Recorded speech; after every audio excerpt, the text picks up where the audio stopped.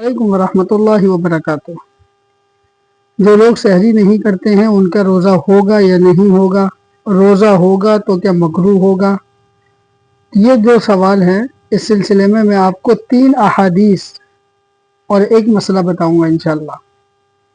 देखिए, जनाब मोहम्मद रसूलुल्लाह सल्लल्लाहु अलैहि वसल्लम ने इरशाद फरमाया, सहरी किया करो इसलिए कि सहरी में बरकत है।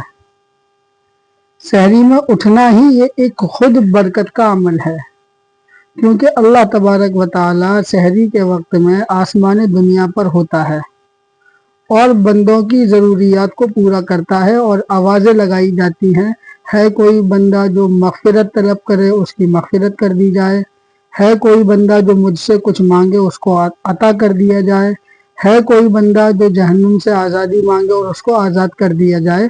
इस तरह की आवाज़ें फरिश्तों के ज़रिए अल्लाह तबारक व तआला आसमान दुनिया पर नाजिल होने के बाद लगवाता है।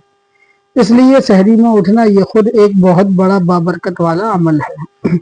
एक और हदीस के अंदर जनाब मोहम्मद रसूलुल्लाह सल्लल्लाहु अलैहि वसल्लम ने इरशाद फरमाया, सहरी किया करो, हमारे और अहले किताब के रोज़े के दरमियान सहरी फ़र्क करने वाली चीज़ है। अहले किताब जो रोज़ा रखा करते थे उनको सहरी मयसर नहीं थी, उनको सहरी का हुक्म नहीं था। जब तक जागते रहो खाते रहो, अगर सो जाओगे तो आपका रोज़ा शुरू हो गया। लेकिन अल्लाह तबारक व तआला ने अहले किताब और मुसलमानों के दरमियान जो रोज़ा है, इस रोज़े के अंदर जो फ़र्क है वो सहरी करने से हासिल होता है। जिस तरह हदीस के अंदर आता है कि बैनल अब्दी वल कुफ्री अस्सलाह औ कमा क़ाल अलैहि सलातु वस्सलाम, के मोमिन बंदा और काफिर बंदे के दरमियान नमाज फ़र्क करने वाली चीज़ है। इसी तरह अहले किताब के रोज़े के दरमियान और हमारे रोज़े के दरमियान, यानी कि उम्मत मोहम्मदिया के रोज़ों के दरमियान जो फ़र्क है वो सहरी है।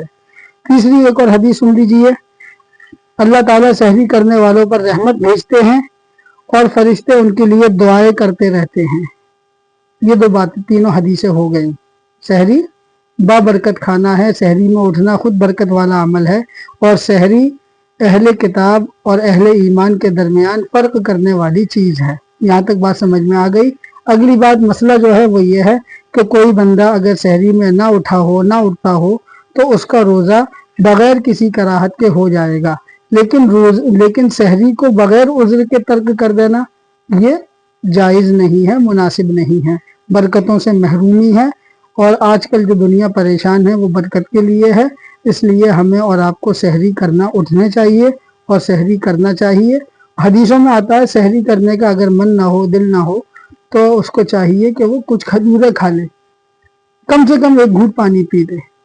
और कुछ लोग जो सहरी में खाते रहते हैं, अपने पेट के अंदर दबा दब पराठे चल रहे हैं, तो ऐसा भी नहीं है कि आपका पराठा जो है वो स्टॉक होकर रखा जाएगा और उसके बाद आपको उससे तवानाई मिलेगी, ऐसा भी नहीं है। बक़दर ज़रूरत जो सहरी है, बल्कि उमूमी तौर पे मेरा जो अपना तजुर्बा है वो ये है कि जिस दिन सहरी ज़्यादा कर लो उस दिन रोज़ा ज़्यादा शिद्दत का महसूस होता है। सहरी जितनी हल्की हो उतना बेहतर रहता है।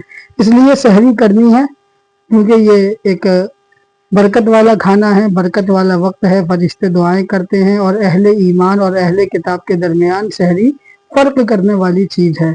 इसलिए हमें सहरी में उठना चाहिए, इस पर अमल करें, इसको आगे ज़रूर शेयर करें, मुझे दुआओं में याद रखें। अस्सलामु अलैकुम व रहमतुल्लाहि व बरकातुहू।